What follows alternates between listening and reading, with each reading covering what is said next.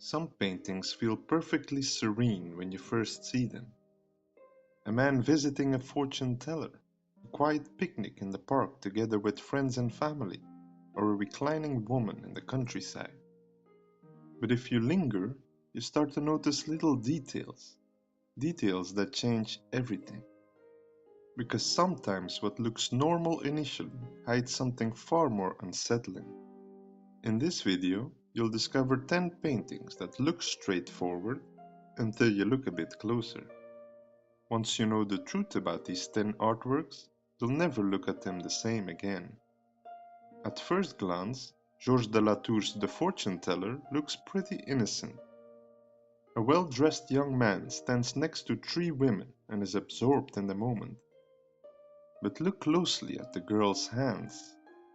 One woman slips his coin purse away, another cuts the string of his pocket. The look on this girl's face hints at what is really going on here. What seemed like a harmless moment is actually a theft in progress. In 1630, Georges de la Tour turned an innocent scene into a warning about deception. This painting is Jean-Honoré Fragonard's masterpiece titled The Swing. Above anything else, it looks playful and innocent. A young woman swings high in a lush garden, her dress billowing. But hidden in the bushes below is a man, looking up her skirt. And behind the swing, another figure pushes, unaware or, perhaps more likely during the frivolous Rococo era, complicit. What appears to be a carefree moment is actually a scandalous love triangle. Yes, Fragonard's pretty scene hides a very naughty secret. At first, Edouard Manet's Olympia is just a reclining nude, like so many before it, right? The woman lies casually on a bed, and a servant is bringing her flowers. But when you look a bit closer, you notice her gaze. She isn't shy or modest, she stares directly at you, almost confrontational. In the 19th century, this calm pose was a bombshell, as everybody knew what Manet had just painted. This was a prostitute who invitingly stares at every man who looks at her. Georges Seurat's Sunday Afternoon on the island of La Grande Jatte is an incredible masterpiece that consists of nothing more than over 220,000 dots. It depicts a peaceful picnic scene by the river. Dozens of Parisians relax under the trees, enjoying leisure time. But the longer you look, the stranger it becomes. The figures are stiff, rigid, and eerily motionless. It feels less like a summer afternoon and more like a frozen tableau. Seurat's calm park is strangely unnatural, a world drained of warmth.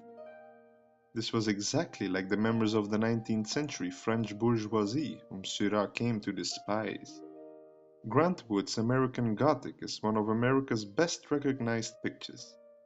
Everyone knows this painting, the farmer, his daughter, and the pitchfork. It looks pretty normal, a simple portrait of rural life. But their faces tell another story, stern, unsmiling, almost hostile. The neat farmhouse behind them feels less like a home and more like a prison.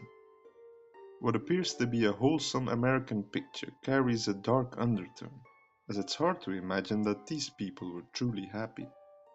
René Magritte's painting titled The Lovers appears to depict a tender kiss, but it's wrapped in a very dark shadow. A man and woman embrace passionately, lips pressed together, but their faces are covered by cloth. The romantic moment suddenly becomes suffocating, even nightmarish. You can't tell if it's a kiss or a silent struggle, and the truth is likely even more terrifying. At the age of 14, Magritte witnessed his mother being dragged from a canal after she had committed suicide. Her white nightgown was wrapped around her face, just like the white cloth in front of the faces of the two figures in this painting. This is the portrait of Madame X, one of the numerous portraits of 19th century upper-class members painted by John Singer Sargent. Like many of his paintings, this looks like an elegant society portrait. A woman in a sleek black dress standing proudly, but her pale skin and sharp pose do feel almost ghostly. The original version had her dress strap fall from her shoulder. When it was unveiled at the Paris Salon of 1884, critics thought it was indecent, even scandalous. What looks calm and stylish was considered dangerous enough to nearly ruin Sargent's career. Ironically, this painting helped to boost his career in both Britain and America. Andrew Wyatt's painting titled Christina's World is one of those works that look innocent at first glance. A peaceful rural landscape stretches out under a soft sky. A young woman lies in the field, gazing toward a farmhouse. At first, it looks idyllic, but then you notice something strange. She isn't sitting, she's crawling.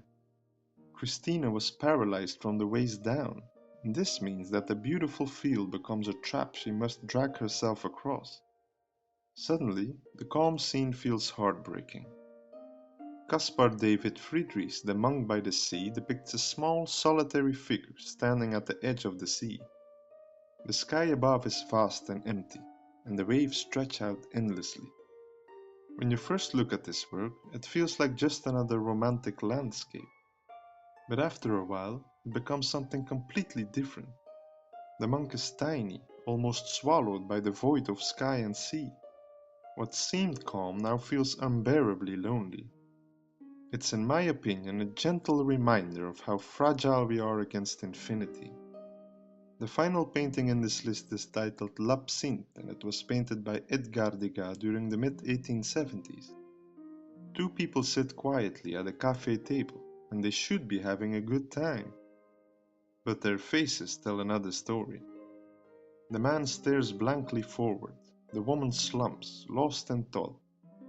In front of her sits a glass of absinthe, a drink linked to addiction and despair.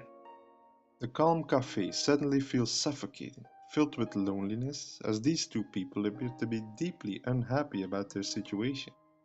We'll never know the true story, but it's yet another painting that looks quite different when you analyze it a bit deeper, and that's pretty intriguing.